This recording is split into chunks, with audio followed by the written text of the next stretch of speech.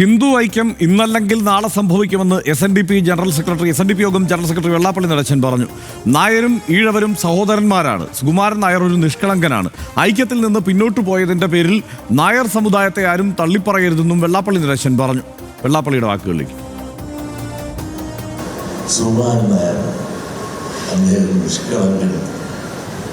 നിസ്വാർത്ഥനും മാന്യനുമാണ്. SNDP approve ചെയ്തിരിക്കുന്നത് നായാടി തൊട്ട് നസ്രാണി വരെയാണ്. ഒന്നുകൂടെ പത്രത്തിൽ ക്ലിയറായി പറഞ്ഞാൽ ക്രിസ്ത്യാനി വരെയാണ്. ഒരു ഐക്യത്തിന് വേണ്ടി ആരും ഉപദ്രവിക്കാനില്ല, ആരുടെ അവകാശം പിടിക്കാനില്ല, ഇലക്ഷൻ വോട്ട് പിടിക്കാനുമല്ല, ഇലക്ഷൻ ഷണ്ടുമല്ല. ഇത് നേരത്തെ പ്രഖ്യാപിച്ച നയങ്ങൾ. ആ നയങ്ങളുമായി പോയിക്കൊണ്ടിരിക്കും. അത് പങ്കുചേരാവുന്നത് പങ്കുചേരാം. അത് ജാതിയില്ല, മതമില്ല, വർണ്ണമില്ല, വർഗമില്ല, രാഷ്ട്രീയമില്ല. NSS SNDP ഐക്യം എന്ന വെള്ളാപ്പള്ളി നടേശന്റെ നീക്കത്തിൽ ഒരു കെണിയുണ്ടെന്ന് തോന്നിയെന്ന് NSS general secretary G. Sukumaran Nair പറഞ്ഞു. രാഷ്ട്രീയ ഇടപെടൽ വെള്ളാപ്പള്ളിയുടെ നീക്കത്തിന് പിന്നിലുണ്ടെന്ന് സംശയിക്കുന്നു. രാഷ്ട്രീയ ലക്ഷ്യമുള്ള തുഷാർ വെള്ളാപ്പള്ളിയെ ചർച്ചയ്ക്ക് വിട്ടതാണ് പ്രശ്നമെന്നും G. സുകുമാരൻ നായർ വ്യക്തമാക്കി എന്ന് നേരത്തെ പറഞ്ഞല്ലോ. ആ വാക്കുകളിലേക്ക് പോവാം. ഞാൻ തന്നെ തുഷാർ വെള്ളാപ്പള്ളിയെ വിളിച്ചു പറഞ്ഞു, ഇങ്ങനെയുള്ള ഒരു ചർച്ചയിൽ താങ്കൾക്ക് എങ്ങനെ ഇടപെടാൻ കഴിയും, അതുകൊണ്ട് നിങ്ങൾ വരണ്ട എന്ന് ഞാൻ പറഞ്ഞു.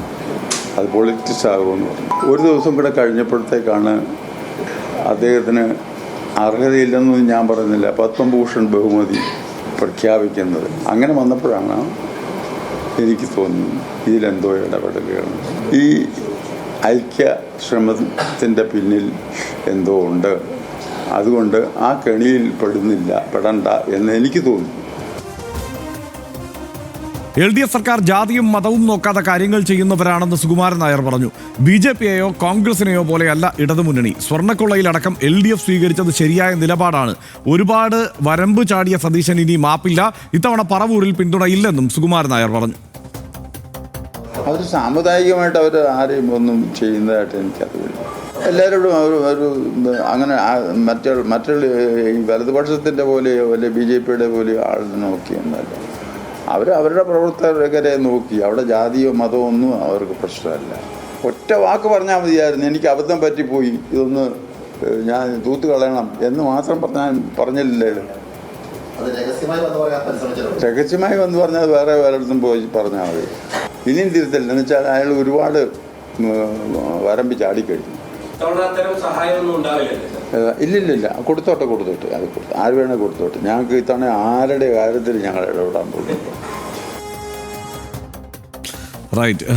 സേതു, ഇന്ന് ഇപ്പോൾ ഈ രണ്ട് കാര്യങ്ങളാണ് സംഭവിച്ചിരിക്കുന്നത്. ഇപ്പോൾ സുകുമാരൻ നായരുടെ വാക്കുകളിൽ നിന്ന് വന്ന രണ്ട് കാര്യങ്ങൾ നമ്മൾ എടുത്താൽ, ഒന്ന് NSS SNDP ഐക്യശ്രമവുമായി ബന്ധപ്പെട്ട് എന്തുകൊണ്ടാണ് അങ്ങനെ ഒരു തീരുമാനത്തിലേക്ക് സുകുമാരൻ നായർ പോയത്, അല്ലെങ്കിൽ NSS നേതൃത്വം പോയത് എന്നതേക്കുറിച്ച് അദ്ദേഹം ദീർഘമായി തന്നെ വിശദീകരിക്കുന്നു. ഇപ്പോൾ മാതൃഭൂമിയുടെ അഭിമുഖം ആദ്യം വന്നു, അതിനുശേഷം പിന്നീട് അദ്ദേഹം മാധ്യമങ്ങളെ കണ്ട് കാര്യങ്ങൾ വിശദീകരിക്കുന്ന സാഹചര്യം ഉണ്ടായി. ദീർഘമായിട്ടാണ് അദ്ദേഹം വിശദീകരിച്ചത്. അതിൽ തന്നെ അദ്ദേഹം എന്തായിരിക്കും തെരഞ്ഞെടുപ്പിലെ ഒരു രാഷ്ട്രീയ സമീപനം എന്നത് സംബന്ധിച്ച്, അത് പൊതുവായ സമീപനം എന്ന നിലയ്ക്ക് ഏതെങ്കിലും ഒരു രാഷ്ട്രീയ പാർട്ടിയെ പിന്തുണയ്ക്കുക എന്നതല്ല, പക്ഷേ VD സതീശൻ്റെ കാര്യത്തിൽ എന്തായിരിക്കും എന്നത് സംബന്ധിച്ച് അദ്ദേഹം വ്യക്തമായി കാര്യങ്ങൾ പറയുകയും ചെയ്തു. ആ കാര്യത്തിൽ എന്തായാലും അതേ സമീപനം തന്നെയാണ് വെള്ളാപ്പള്ളി നടേശനും ഉള്ളത്.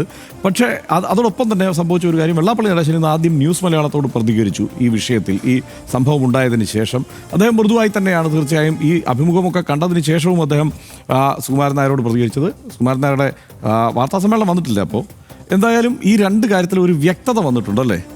നിശ്ചയമായിട്ടും വന്നിട്ടുണ്ട്. ഇപ്പം ഈ ആദ്യം പറഞ്ഞതിൽ നിന്ന് തുടങ്ങാം. ഇപ്പം രാഷ്ട്രീയ നിലപാട് സുകുമാരൻ നായർ പറയുന്നത് സമദൂര നിലപാടാണ്. പക്ഷേ ആ സമദൂരം എന്താണെന്ന് ഏറെക്കുറെയൊക്കെ വ്യക്തമാണ്. ഒരാളുടെ കാര്യത്തിൽ രണ്ടു പേർക്കും ഒരേ നിലപാട്. SNDPയും NSSും പിന്തുടരുന്നു. അത് ഐക്യം പാളിയതിനു ശേഷവും അതേ നിലപാടിൽ രണ്ട് നേതാക്കളും നിൽക്കുന്നു. അതവിടെ നിൽക്കട്ടെ. ഇനി രണ്ടാമത്തേത് ഐക്യം പാളിയതാണ്. ഐക്യം ഇതിൽ ഒരു ആശയക്കുഴപ്പം രണ്ടു പേർക്കും ഉണ്ട്. ഈ രണ്ടുപേരും, ഒരാൾ പറയുന്നത് രാഷ്ട്രീയ നീക്കം അതിനിടയിൽ ഉണ്ടെന്നാണ്. NSSന്റെ ജനറൽ സെക്രട്ടറി രാഷ്ട്രീയ നീക്കം ഉണ്ടെന്ന് പറയുന്നു. രാഷ്ട്രീയ നീക്കം അതിൽ ഇല്ല എന്നിപ്പോഴും തറപ്പിച്ച് പറയുന്നുണ്ട് വെള്ളാപ്പള്ളി നടേശൻ. നോക്കൂ ഹർഷൻ, ഇപ്പോൾ 2011-12 ഇവരുടെ ഈ ഒരു ഐക്യം ഉണ്ടായിരുന്നല്ലോ. അന്നും ഈ ഐക്യം പൊളിയുന്ന ഘട്ടത്തിൽ മാധ്യമങ്ങൾക്ക് മുന്നിൽ വന്ന് NSSനെതിരെ ഒരു ഏറെക്കുറെ തെറി പറയുന്ന രീതിയിൽ സംസാരിക്കുകയായിരുന്നു SNDP യോഗത്തിന്റെ ജനറൽ സെക്രട്ടറി വെള്ളാപ്പള്ളി നടേശൻ, ഇതേ വെള്ളാപ്പള്ളി നടേശൻ. പക്ഷേ ഇന്നത്തെ അദ്ദേഹത്തിന്റെ പ്രതികരണം നോക്കുക, എന്തൊരു പക്വമായിട്ടാണ്, വളരെ സൗമ്യനായിട്ട്. സുകുമാരൻ നായർ വളരെ നിഷ്കളങ്കനായ മനുഷ്യനാണ്. അദ്ദേഹം ഈ നായർ സമുദായം സഹോദര തുല്യമായ സമുദായമാണ്. ഈ ഡയറക്ടർ ബോർഡിലെ ചിലർക്ക് രാഷ്ട്രീയ നീക്കങ്ങളുണ്ട്, അതാണ് അവിടെ പ്രതിഫലിച്ചത്. ഇനിയൊരു ഐക്യം ഉണ്ടാകും, വാതിലുകൾ തുറന്നിട്ടിരിക്കുകയാണെന്നാണ് വെള്ളാപ്പള്ളി നടേശൻ പ്രതികരിച്ചത്. ആ പുളിഞ്ചി വീണ്ടും പൂക്കുമെന്നും അദ്ദേഹം വിശ്വസിക്കുന്നുണ്ട്. അങ്ങനെ വാതിൽ തുറന്ന് കാത്തിരിക്കുകയാണ് ഇപ്പോഴും വെള്ളാപ്പള്ളി നടേശൻ. ഇതിൽ എനിക്ക് തോന്നുന്നൊരു കാര്യം, NSS ഒരു പക്ഷേ 2-3 കാര്യങ്ങളുണ്ട്. ഇതിൽ ഒന്ന്, SNDPക്ക് ഇതിൽ എന്തെങ്കിലും ഒരു രാഷ്ട്രീയ ലാഭം ഉണ്ടാകും എന്ന് NSS കരുതുന്നുണ്ടാകും. രണ്ടാമത്തത് ഈ പത്മ പുരസ്കാരമാണ്. പത്മ പുരസ്കാരം ഇപ്പം ഈ വെള്ളാപ്പള്ളി നടേശൻ പത്മ പുരസ്കാരത്തിന് അർഹനാണോ അല്ലയോ, അത് വേറൊരു കാര്യം. ഇപ്പോൾ പത്മ പുരസ്കാരങ്ങളൊക്കെ രാജ്യം നൽകുന്ന ഈ വലിയ ബഹുമതികളിൽ ഒന്നാണ് പത്മ പുരസ്കാരം എന്ന് പറയുന്നത്. ഈ പത്മ പുരസ്കാരം കിട്ടുന്നവരെയൊക്കെ നമ്മൾ അഭിനന്ദിക്കാറുമുണ്ട്, നമ്മളതിൽ സന്തോഷിക്കാറൊക്കെ ഉണ്ട്. വെള്ളാപ്പള്ളി പക്ഷേ അതിന് അർഹനാണോ ഇല്ല എന്നുള്ള കാര്യം നമുക്കറിയില്ല. രാജ്യം കൊടുത്തു, അദ്ദേഹം അത് സ്വീകരിക്കുമെന്ന് പറയുകയും ചെയ്തു. പക്ഷേ ഇതിൽ ഈ വെള്ളാപ്പള്ളി നടേശന് പത്മ പുരസ്കാരം കിട്ടുമ്പോഴത്തേനും വെള്ളാപ്പള്ളി നടേശൻ BJP ബന്ധം എസ്റ്റാബ്ലിഷ്ഡ് ആയിട്ടുണ്ട്. അത് NSS തിരിച്ചറിഞ്ഞ പോലെ തന്നെ സമൂഹം തിരിച്ചറിഞ്ഞൊരു കാര്യമാണ്. പിന്നെ മറ്റൊന്ന്, NSS കാലാകാലങ്ങളായി സ്വീകരിച്ചു വരുന്ന ഒരു നിലപാടുണ്ട്. അതായത് ഇപ്പം സുകുമാരൻ നായർ സെക്രട്ടറി ആയതിനു ശേഷം, ഈ NSSന്റെ തലപ്പത്തേക്ക് വന്നതിന് ശേഷം ഇതുവരെയുള്ള അദ്ദേഹത്തിൻ്റെ രീതികളും അദ്ദേഹത്തിൻ്റെ എത്രയോ വാർത്താ സമ്മേളനങ്ങൾ കണ്ടിട്ടുണ്ട്. പക്ഷേ സമീപകാലത്ത് ഇപ്പോൾ കഴിഞ്ഞ 2 ദിവസമായിട്ട്, ഐക്യം പളിഞ്ഞ ശേഷം 2 ദിവസമായിട്ട് നമ്മൾ അസാധാരണമായ വാർത്താ സമ്മേളനങ്ങൾ കാണുന്നുണ്ട്. ഒന്ന്, ഐക്യം ഉണ്ടായ ദിവസം 1.5 മണിക്കൂർ ഇരുന്ന് എല്ലാ കാര്യങ്ങളിലും മാധ്യമങ്ങളോട് വിശദീകരിച്ചു. ഇന്നും അതേപോലെ തന്നെ ഐക്യം പാളിയപ്പോഴും ഇന്നും വന്നിട്ട് അതേപോലെ തന്നെ സംസാരിച്ചു, ദീർഘമായി സംസാരിച്ചു സുകുമാരൻ നായർ. ഈ സുകുമാരൻ നായർ ഇതുവരെ ഒരാളെയും ദുഷിക്കാത്തൊരാളാണ്. ഇപ്പം മുസ്ലിമിനോടാണെങ്കിലും മുസ്ലിം സമുദായത്തോടാണെങ്കിലും ക്രിസ്ത്യൻ സമുദായത്തോടാണെങ്കിലും എല്ലാവരോടും ഒരു തുറന്ന സമീപം, ഒരു ദുഷിപ്പില്ലാത്ത ഒരാളാണ് ഈ NSSന്റെ ജനറൽ സെക്രട്ടറി സുകുമാരൻ നായർ. ആരോടും ഒരു മോശമായിട്ട് സംസാരിക്കുന്നതൊന്നും നമ്മൾ ഇതുവരെ കേട്ടിട്ടില്ല. ഈ വെള്ളാപ്പള്ളി നടേശനുമായിട്ട് ഐക്യം ഉണ്ടായ ആ ഒരു 8 ദിവസം വെള്ളാപ്പള്ളി പറഞ്ഞ കാര്യങ്ങളിലും ഒന്നും ഈ സുകുമാരൻ നായരുടെ ഭാഗത്ത് നിന്ന് അതിലൊന്നും ഒരു പരാമർശം ഉണ്ടായിട്ടില്ല എന്നുള്ളത് സത്യമാണ്. BJPക്ക് ഈ ഇപ്പം NSSന്റെ ജനറൽ സെക്രട്ടറി പറയുന്നത് BJP അതിലേക്കൊരു തന്ത്രം നടത്തുന്നു, തുഷാറിനെ വിടുന്ന തന്നെ ഒരു രാഷ്ട്രീയ നീക്കത്തിന് വേണ്ടിയാണെന്ന് പറയുന്നുണ്ടല്ലോ. BJP ഇവിടേക്ക് വരുമ്പോൾ തന്നെ അവർക്കൊരു പൊളിറ്റിക്കൽ അജണ്ട ഉണ്ടായിരുന്നു എന്നേ. ഇവിടുത്തെ ഒരു ഹിന്ദുക്കൾക്കിടയിലേക്ക് കയറി ഹിന്ദു വോട്ടുകളൊക്കെ കേന്ദ്രീകരിച്ച് ഏകീകരിച്ച് അത് BJPയിലേക്ക് എത്തുക എന്നൊരു അജണ്ട ഇവർക്കുണ്ടായിരുന്നു. അത് BJPക്കാർ ഇല്ലാന്ന് പറഞ്ഞാലും അത് സത്യമാണ്. കാരണം അതിനുവേണ്ടി അവർ കണ്ടെത്തിയ ആദ്യ നീക്കമാണ് SNDPയെ അവർ സമീപിക്കുന്നു, SNDPക്ക് ഉള്ളിലേക്ക് ചെല്ലുന്നു, അവിടെ നിന്ന് BDJS എന്നൊരു രാഷ്ട്രീയ പാർട്ടി ഉണ്ടാക്കുന്നു. ആ രാഷ്ട്രീയ പാർട്ടിയുടെ തലപ്പത്തേക്ക് വെള്ളാപ്പള്ളി നടേശന്റെ മകൻ വരുന്നു. കഴിഞ്ഞ 10 വർഷമായിട്ട് ആ രാഷ്ട്രീയ പാർട്ടി ഒരു പൊളിറ്റിക്കൽ പാർട്ടിയായിട്ട് SNDPയുടെ പിന്തുണയുള്ള ഒരു പാർട്ടി NDAയിൽ തുടരുകയാണ്. ഈ NDAയിൽ തുടരുന്നുണ്ട്. മാത്രമല്ല ഇപ്പം കഴിഞ്ഞ ലോക്സഭാ തിരഞ്ഞെടുപ്പിൽ നോക്കൂ ഹർഷൻ, 20% BJP അവരുടെ വോട്ട് ശതമാനം വർദ്ധിപ്പിച്ചിട്ടുണ്ട്. ഈ 20% നിശ്ചയമായിട്ട് SNDPയുടെ പങ്കുണ്ടെന്നേ. ഈഴവ വോട്ടുകൾ അതിൽ നിശ്ചയമായിട്ട് അതെ വർദ്ധിപ്പിച്ചു. അതിൽ ഒരു ഈഴവ വോട്ടിന്റെ പങ്കില്ലെന്ന് പറയാൻ പറ്റില്ല. ഈ രണ്ടാമത്തെ അവരുടെ മിഷൻ 2 എന്ന് പറയുന്നത് NSSലേക്ക് എത്തിച്ചേരുക എന്നുള്ളതാണ്. NSSനുള്ളിലേക്ക് കയറി ചെല്ലുക, അവിടെ നിന്നുള്ള വോട്ട് ഏകീകരിക്കുക എന്നുള്ളത് BJPയുടെ ലക്ഷ്യം തന്നെയായിരുന്നു.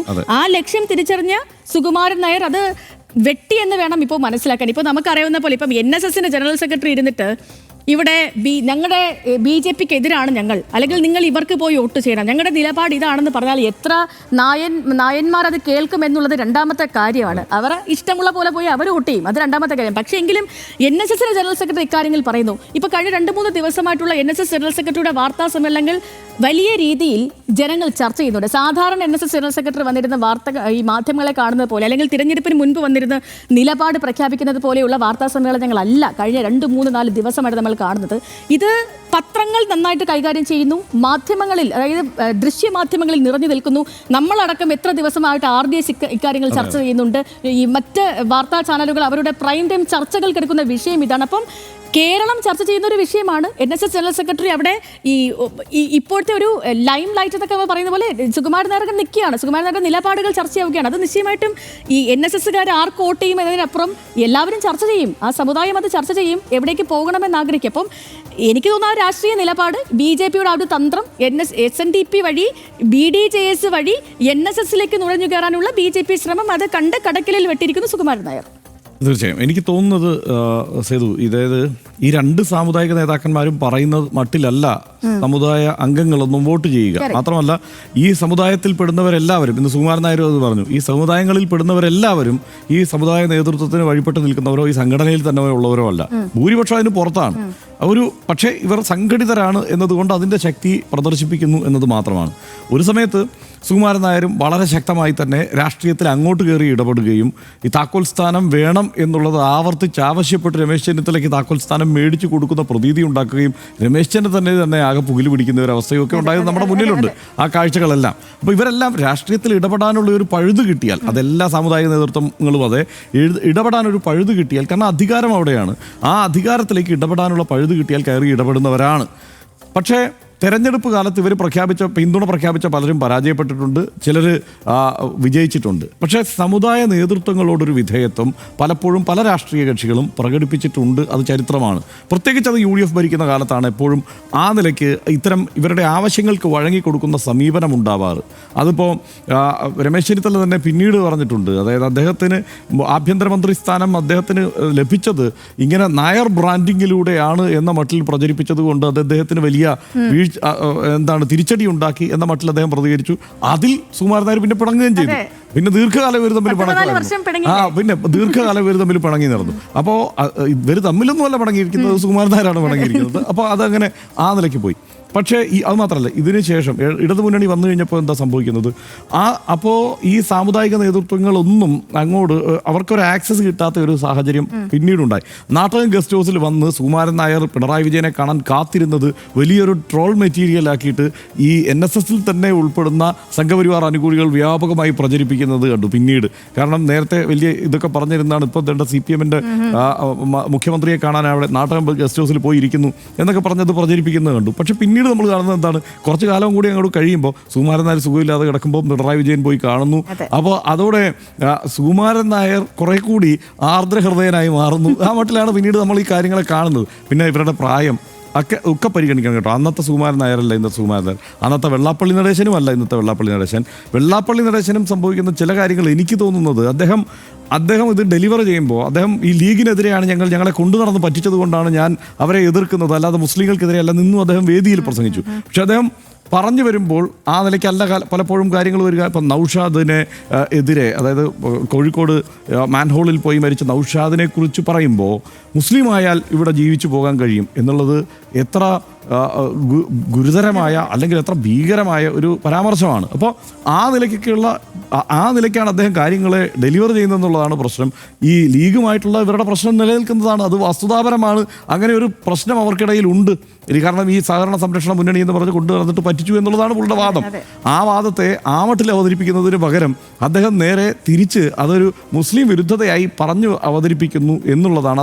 അത് ഇത് മുസ്ലിം വിരുദ്ധതയാണ് നിങ്ങൾ പറഞ്ഞത് എന്ന് പറയുമ്പോൾ അത് അദ്ദേഹത്തിന് തിരിച്ചറിയാനും ഒരു പ്രയാസമുണ്ട് എന്നുള്ളതാണ്. വെള്ളാപ്പള്ളിയോട് ഈ കാര്യങ്ങൾ ചോദിക്കുമ്പോൾ വെള്ളാപ്പള്ളി പറഞ്ഞത് ഞാൻ പറയുന്നതൊന്നും മുസ്ലിം വിരുദ്ധതയല്ല. ഇപ്പം പാണക്കാട് തങ്ങളുമായിട്ട് നേരിട്ട് ബന്ധമുള്ള ആളാണ് ഞാൻ ഇങ്ങനെ ഈ മുസ്ലിം വിരുദ്ധതയാണ് പറഞ്ഞെങ്കിൽ എന്തുകൊണ്ട് തങ്ങൾ എന്നെ വിളിച്ചില്ല, എൻ്റെ അടുത്ത് ഇക്കാര്യങ്ങളൊന്നും സംസാരിക്കാത്ത എന്തുകൊണ്ടാണ്?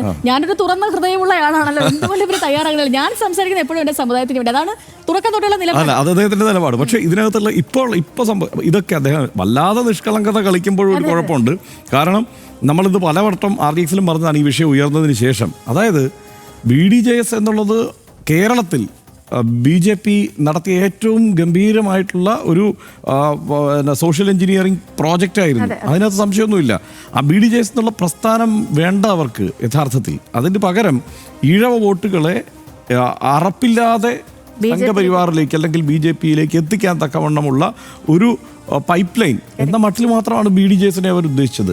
അത് ആ മട്ടിൽ തന്നെ പ്രവർത്തിക്കുകയും ചെയ്തു.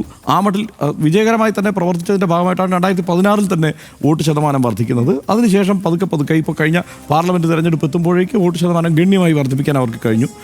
തദ്ദേശ തെരഞ്ഞെടുപ്പിൽ ആ മട്ടിൽ നിലനിർത്താനും കഴിഞ്ഞിട്ടില്ല. പക്ഷേ അതിലേക്ക് അവരെ എത്തിച്ചതിൽ ഏറ്റവും പ്രധാന പങ്ക് വഹിച്ചത് BDJS തന്നെയാണ്. കാരണം സമുദായത്തിനിടയിൽ ഇത്തരത്തിൽ പരസ്പര സഹകരണത്തിൻ്റെ ഒരു തലമുണ്ട് എന്ന ഒരു ചിന്തയിലേക്ക് ഈഴവ വിഭാഗത്തെ കൊണ്ടുചെന്നിച്ചു. തിരുവനന്തപുരം ജില്ലയുടെ പല പ്രദേശങ്ങളിൽ നമ്മൾ പിന്നീട് കണ്ടത് അതാണ്. ആലപ്പുഴ ജില്ലയിൽ നമ്മൾ കാണുന്നത് അതാണ്. ഇടുക്കി ജില്ലയിൽ ചില സ്ഥലങ്ങളിൽ അത് നമ്മൾ കാണുന്നുണ്ട്. പല പ്രദേശങ്ങളിലും ആ നിലയിലുള്ള ഐക്യപ്പെടലിൻ്റെ ഗുണഫലം അവർ അനുഭവിക്കുന്നുണ്ട്. ഇത് വസ്തുതയാണ്. വെള്ളാപ്പള്ളി നടേശൻ എപ്പോഴും പറയും എനിക്ക് രാഷ്ട്രീയമില്ല, ഞാൻ രാഷ്ട്രീയ പ്രസ്ഥാനമല്ല, എൻ്റെ അല്ല BDJS എന്നൊക്കെ അദ്ദേഹം പറയുമെങ്കിലും നമുക്ക് ആ കാലത്ത് തുടർച്ചയായി നടന്ന വാർത്താ സമ്മേളനങ്ങൾക്ക് ഇപ്പോൾ മറന്നുപോയിട്ടുള്ള ആളുകളോട് ഇതൊക്കെ പറഞ്ഞ് വിശ്വസിപ്പിക്കാം. ഞാനത് വിശ്വസിക്കില്ല. കാരണം നമ്മളത് നിരന്തരം കാണുകയും റിപ്പോർട്ട് ചെയ്യുകയും ഒക്കെ ചെയ്തുകൊണ്ടിരുന്ന ആളാണല്ലോ. അപ്പോൾ നമ്മൾ കാണുമ്പോൾ എന്താണ്, അദ്ദേഹം BDJS-ന്റെ പരിപാടി എന്താണെന്ന് പ്രഖ്യാപിക്കുന്നത് വെള്ളാപ്പള്ളി നടേശനാണ്. തുഷാർ വെള്ളാപ്പള്ളി അല്ല, അതിൻ്റെ നേതാവല്ല. അന്ന് നായാടി മുതൽ നമ്പൂതിരി വരെ എന്നുള്ള മുദ്രാവാക്യം ആദ്യം പറയുന്നത് ആരാണ്? അത് SNDPക്ക് വേണ്ടി പറഞ്ഞ മുദ്രാവാക്യം അല്ലല്ലോ, അത് BDJS-ന് വേണ്ടിയിട്ട് ആര് ഇപ്പോൾ വെള്ളാപ്പള്ളി നടേശൻ പറയുന്നുണ്ടല്ലോ, അതായത് നായാടി മുതൽ നസ്രാണി വരെ എന്ന്. അത് SNDPയുടെ മുദ്രാവാക്യമായിട്ടാണ് പുതിയതായിട്ട് അവതരിപ്പിക്കുന്നത്. ഒരു സമയത്ത് ഈ നായാടി മുതൽ നമ്പൂരി വരെ എന്നുള്ള മുദ്രാവാക്യം അവതരിപ്പിച്ചത് BDJS-ന് വേണ്ടിയിട്ടാണ്. അപ്പോൾ അതായത് ഒരു സ്ഥിരതയില്ലാതെ ഈ കാര്യങ്ങളിൽ നിലപാട് സ്വീകരിക്കുന്നു. ഇനി തുഷാർ വെള്ളാപ്പള്ളിയായിട്ട് ആ രാഷ്ട്രീയ പ്രസ്ഥാനത്തെക്കുറിച്ച് ഞാൻ കൗതുകത്തോടെ നിരീക്ഷിക്കുന്ന ഒരു കാര്യം എന്താണെന്ന് വെച്ച് കഴിഞ്ഞാൽ, ഒരു കാലത്തും ആരും പ്രതികരിക്കാൻ വരില്ല. നമ്മളൊരു ചർച്ചയ്ക്ക് വിളിച്ചാൽ പോലും ഒരാൾ വരില്ല. അതൊരു വിചിത്രമായ സംഗതിയല്ലേ? അതിന് പകരം BJP-ക്കാർ വന്ന് ഇതിൻ്റെ മൊത്തത്തിലുള്ള ഒരു നിലപാടങ്ങ് പറഞ്ഞു പോകട്ടെ എന്നതായിരുന്നു സമീപനം. അത് തന്നെ ഒരു തന്ത്രപരമായ സമീപനമാണ്. BDJS ടെലിവിഷൻ ചർച്ചകളിലൊന്നും ഇവരിങ്ങനെ വന്ന് പങ്കെടുക്കാറൊന്നുമില്ല. അവരൊരു വിഷയത്തിലൊരു പ്രതികരണം ചോദിച്ചാൽ തുഷാർ വെള്ളാപ്പള്ളിയൊക്കെ ഫോണിൽ കിട്ടാൻ തന്നെ വലിയ പ്രയാസമാണ് സംസാരിക്കാതെ. വെള്ളാപ്പള്ളി അടച്ചൻ ഒറ്റ റിങ്ങിൽ ഫോൺ എടുക്കും, കാര്യങ്ങൾ പറയും, അത് വേറെ കാര്യം. വെള്ളാപ്പള്ളി അടച്ചൻ കൃത്യമായി ഫോണിൽ പ്രതികരിക്കുന്ന ആളാണ് കേട്ടോ, ആ കാര്യത്തിൽ ഒരു സംശയമില്ല. പക്ഷേ തുഷാർ വെള്ളാപ്പള്ളിയെ കിട്ടാൻ തന്നെ പ്രയാസമാണ്. അദ്ദേഹമാണ് ഒരു രാഷ്ട്രീയ പാർട്ടിയുടെ സമുന്നതനായ നേതാവ് എന്നതായിരുന്നു സ്ഥിതി. അപ്പോൾ അതൊരു സോഷ്യൽ എഞ്ചിനീയറിംഗ് ആയിരുന്നു. അത് വളരെ കൃത്യമായി ആസൂത്രിതമായിരുന്നു. അത് വെൽ ഡിസൈൻഡ് ആണെന്നുള്ളത് നമുക്ക് മനസ്സിലാകുന്നുണ്ടെങ്കിൽ പിന്നെ സുകുമാരൻ നായർക്ക് മനസ്സിലാകാതിരിക്കും. വേറൊരു കാര്യം, ഇതിപ്പോൾ സുകുമാരൻ നായർ അത് കെണിയാണെന്ന് പറയുന്നുണ്ട്. സുകുമാരൻ നായർ തിരിച്ചറിഞ്ഞു. മുഖ്യമന്ത്രി പിണറായി വിജയൻ കാറിക്കേറ്റ് കൊണ്ടുപോയിട്ടുണ്ട് ഈ SNDP യോഗം ജനറൽ സെക്രട്ടറി. അതിൽ ആ മുന്നണിക്കുള്ളിൽ പ്രശ്നങ്ങളൊക്കെ ഉണ്ട്. ആ പ്രശ്നങ്ങളെയൊക്കെ CPM അതിനെ കേൾക്കുന്നില്ല. CPIക്ക് ആ വിമർശനം ഇപ്പോഴും ഉണ്ട്. ആ കെണിനെ ഇവര് തിരിച്ചറിയൂ എന്നുള്ളതാണ്. അതിനകത്ത് എനിക്ക് തോന്നിയിട്ടുള്ള ഒരു കാര്യം, അതിലൊരു കൗതുകരമായ ഒരു സംഗതി എന്താണെന്ന് വെച്ച് കഴിഞ്ഞാൽ, ഏറ്റവും അവസാനം പറഞ്ഞു വയ്ക്കുമ്പോൾ സുകുമാരൻ നായർ പറഞ്ഞു വയ്ക്കുന്നത് എന്താണ്? ഇപ്പോൾ ആദ്യഘട്ടത്തിൽ എല്ലാവരും സംശയിച്ചത് എന്താണ്? ഈ ഐക്യശ്രമം എന്ന് പറയുന്നത് എന്തോ ഇടതുമുന്നണിക്ക് അനുകൂലമായുള്ള ഒരു ഐക്യശ്രമം വെള്ളാപ്പള്ളി നടേശൻ നടത്തുന്നു എന്നാണ്. അത് ആ പ്രതീതി ഉണ്ടാക്കുക എന്നുള്ളത് വെള്ളാപ്പള്ളി നടേശൻ്റെ ഉദ്ദേശമായിരിക്കും. പക്ഷേ ആത്യന്തികമായ ലക്ഷ്യം എന്ന് പറയുന്നത് വേറൊരു പ്രോജക്റ്റ് ആണെന്നുള്ള കാര്യത്തിൽ സംശയമില്ല. അതായത് അതല്ലെങ്കിൽ പിന്നെ BDJS എന്നുള്ളത് നമ്മുടെ മുന്നിൽ ഇല്ലായിരിക്കണം. BDJS-ഉം ആ പ്ലാനും ആ പ്രോജക്റ്റും നമ്മുടെ മുന്നിൽ ഇല്ലെങ്കിൽ നമ്മൾ വെള്ളാപ്പള്ളി നടേശൻ പറയുന്നത് വിശ്വസിക്കാം. പക്ഷേ ഇതിപ്പോൾ അങ്ങനെയല്ല. നമുക്ക് ആർക്കും, ഞാനും സേതുവും സുകുമാരൻ നായരും ഈ കാര്യത്തിൽ സംശയിക്കാവുന്ന ചില കാര്യങ്ങൾ അവിടെ സംഭവിച്ചിട്ടുണ്ട് മുമ്പേ തന്നെ. അപ്പോൾ അതിൻ്റെ ബാക്കിയാണോ ഇത്? ആ സോഷ്യൽ എഞ്ചിനീയറിംഗിൻ്റെ ബാക്കിയാണോ ഇത്? അതാണ് ഇപ്പോൾ അതായത് BJPക്ക് വേണ്ട ഒരു മുദ്രാവാക്യം എന്താണ് കേരളത്തിൽ? അത് നായാടി മുതൽ നസ്രാണി വരെ എന്നുള്ളതാണ്.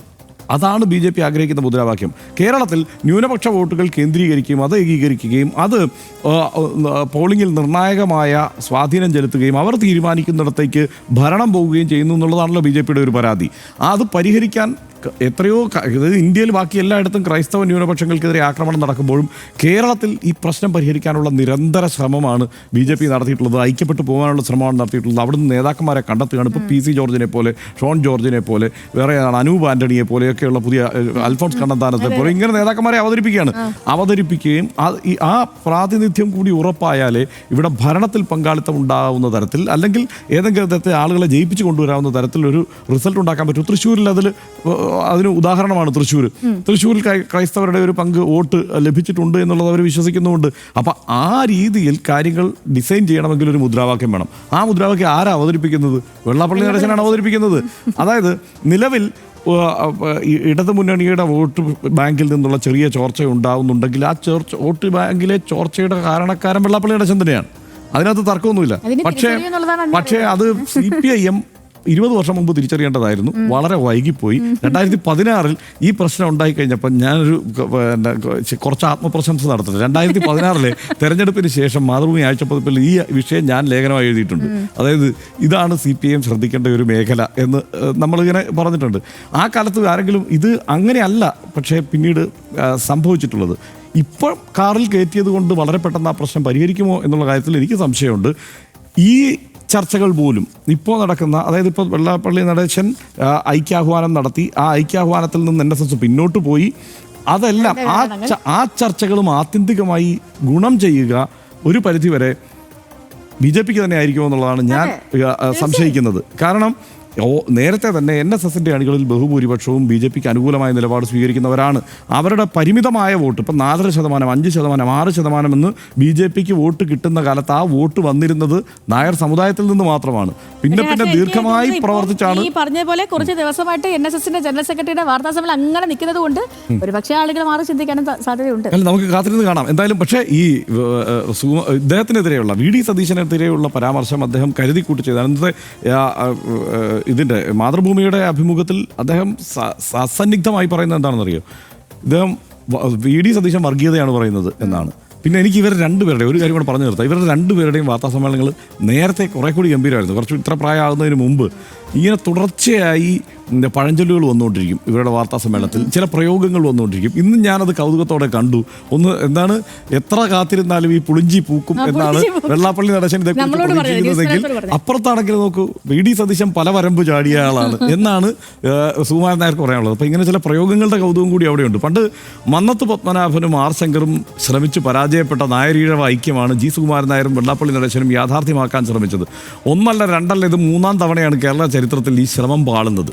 വിശാല ഹിന്ദു ഐക്യത്തിനായിരുന്നു ആദ്യ 2 ശ്രമങ്ങളെങ്കിൽ ഇത്തവണ നസ്രാണികളെ കൂടി ചേർത്തായിരുന്നു വെള്ളാപ്പള്ളിയുടെ വിശാല പദ്ധതി. അതിലൊരു തരികിട ആദ്യമേ തോന്നി എന്നായിരുന്നു സുകുമാരൻ നായരുടെ പ്രതികരണം. NDA നേതാവായ തുഷാർ വെള്ളാപ്പള്ളിയെ ദൂതനാക്കിയതും പിന്നാലെ കൃത്യം സമയത്ത് വെള്ളാപ്പള്ളിക്ക് കിട്ടിയ പത്മ പുരസ്കാരവുമാണ് സുകുമാരൻ നായർക്ക് സംശയം തോന്നിപ്പിച്ചതും പിന്നെ അതിനെ ഉറപ്പിച്ചതും. VD സതീശന് മാപ്പില്ല, പറവൂരിൽ പിന്തുണ കൊടുക്കില്ല, UDF-ലും BJP-യിലും മികച്ചത് ഇടതാണ് എന്നെല്ലാം ഇന്ന് സുകുമാരൻ നായർ തുറന്നു പ്രഖ്യാപിക്കുന്നു. സമദൂരത്തിലെ വിഷയാധിഷ്ഠിത അനുഭാവം NSS ഇടതിന് നേരെ തിരിച്ചു വെച്ചതോടെ ഇടതുമുന്നണി കുറച്ച് ആശ്വാസത്തിലുമാണ്. കേരളത്തിലെ സാമുദായിക വോട്ട് ബാങ്ക് സമവാക്യങ്ങളെ മാറ്റിമറിക്കാൻ ശേഷിയുണ്ടാകുമോ നായരീഴവ ഐക്യത്തിൻ്റെ തകർച്ചയ്ക്കും NSS നേതൃത്വത്തിൻ്റെ ഇപ്പോഴത്തെ ഇടത് അനുകൂല സമീപനത്തിലും? അത് ഒറ്റയടിക്ക് ഇടത് അനുകൂല സമീപനമൊന്നും നമുക്കങ്ങ് പറഞ്ഞു വയ്ക്കാനൊന്നും കഴിയില്ല. കാരണം അങ്ങനെ പറയണമെങ്കിൽ സുകുമാരൻ നായർ സമദൂരത്തിൽ ഒരു ശരിദൂരം ഉണ്ട് എന്ന് പറയണം. അതേതായാലും പറഞ്ഞിട്ടൊന്നുമില്ല. ഇപ്പോൾ ഇദ്ദേഹം പറഞ്ഞിട്ടുള്ളത് VD സതീശനെതിരെ മാത്രമാണ്. നമുക്കെന്തായാലും കാത്തിരുന്ന് തന്നെ എന്താണ് സംഭവിക്കുന്നതെന്ന് കാണാം. BJP-യും കോൺഗ്രസും CPIM-ഉം ലീഗും സഭകളും സമസ്തയും എല്ലാം ഇതേ വിഷയത്തിൽ പ്രതികരണവുമായി ഇനിയും വരാനുണ്ടല്ലോ. ഇതിലൊരു പ്രധാനപ്പെട്ട പ്രശ്നം ഈ തുഷാർ വെള്ളാപ്പള്ളി സമുദായ നേതാവാണ്, അതുപോലെ തന്നെ രാഷ്ട്രീയ നേതാവുമാണ്.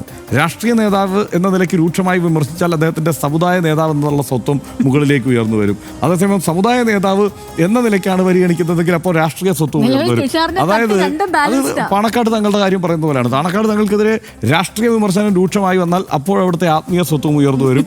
അതായത് അദ്ദേഹത്തിനാണെങ്കിൽ കടുത്ത രീതിയിൽ രാഷ്ട്രീയം പറയാനുള്ള എല്ലാ അവകാശവും അനുവദിക്കപ്പെട്ടു കൊടുത്തിരിക്കുന്നു. ഇതിന് ഡബിൾ എന്നിവരുടെ രണ്ടുപേരുടെ കാര്യത്തിൽ ചിലപ്പോഴൊക്കെ പറയാൻ എനിക്ക് തോന്നാറുണ്ട്. നമുക്ക് തിരിച്ചു വരാം RDX-ലേക്ക് ഒരു ചെറിയ ഇടവേളയ്ക്ക് ശേഷം.